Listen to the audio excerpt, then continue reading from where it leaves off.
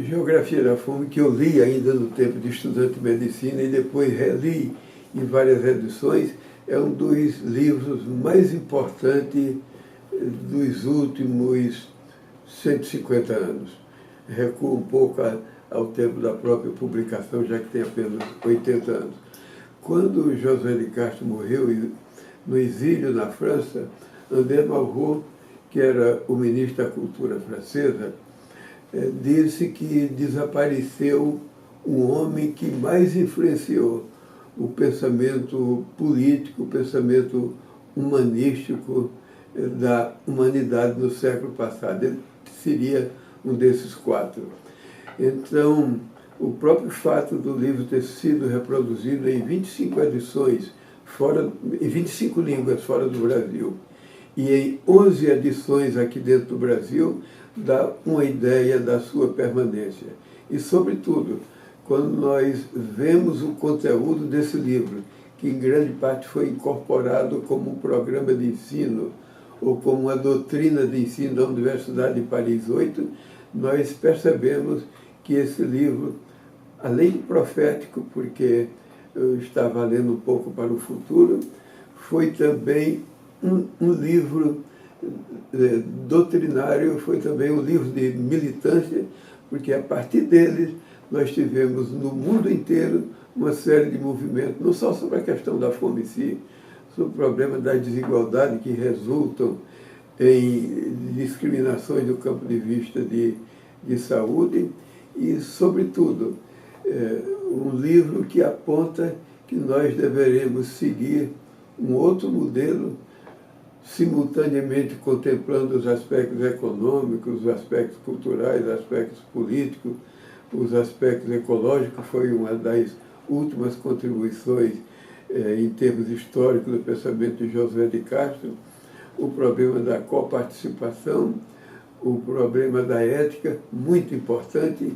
Eu acho que esse livro resgata a ética que estava um tanto esquecido em favor simplesmente da técnica.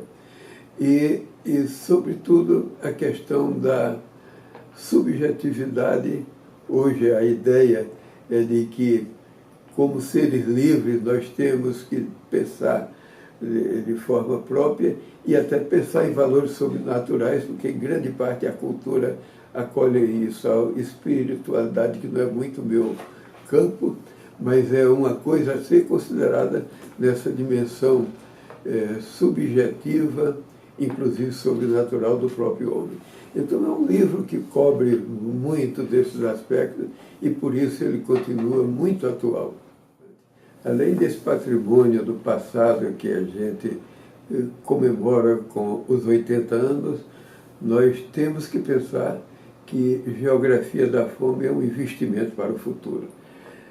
Hoje a humanidade está desafiada por desigualdades crescentes, por uma política que é diferente daquela polis aristotélica, política como cidadania, e uma cultura que ainda está impregnada por valores que são muito do passado e que validaram essas desigualdades, por uma agressão que tem sido constante e crescente ao meio ambiente, por conta dos desafios éticos. Nós não podemos conviver com pautas de valores que são muito do passado e que exatamente consagraram esse problema e essa desigualdade que nós falamos, por conta de uma ética que está ressurgindo, por conta de uma coparticipação que é o destino de todos nós nas sociedades futuras, se é que essas sociedades futuras vão ser sadias, vão ser saudáveis, e, sobretudo, por conta de um inventário que, feito a partir do presente, com os alertas que estão já no livro Geografia da Fome e muito institucionalizado da Universidade de Paris 8, representa, por assim dizer, a única tábua de salvação e de sobrevivência que resta para a humanidade. Então o livro tem esse alongamento ao longo do tempo. Não só um tempo curto, mas até todo o tempo que nos resta, filho, neto, bisneto e todas as gerações que vão se suceder. Então nós temos que ter novas regras do jogo para que seja possível construir uma nova civilização. E o José de Castro, o livro dele, é um catecismo nessa direção. Aponta lições que são, entre aspas, evangélicas. São lições que devem ser contempladas, seguidas, para que a humanidade, dentro de 20 ou 30 anos, quando os prognósticos de quem faz avaliação do presente são tanto sombrios, se o processo que vivemos hoje continuar pelo futuro afora.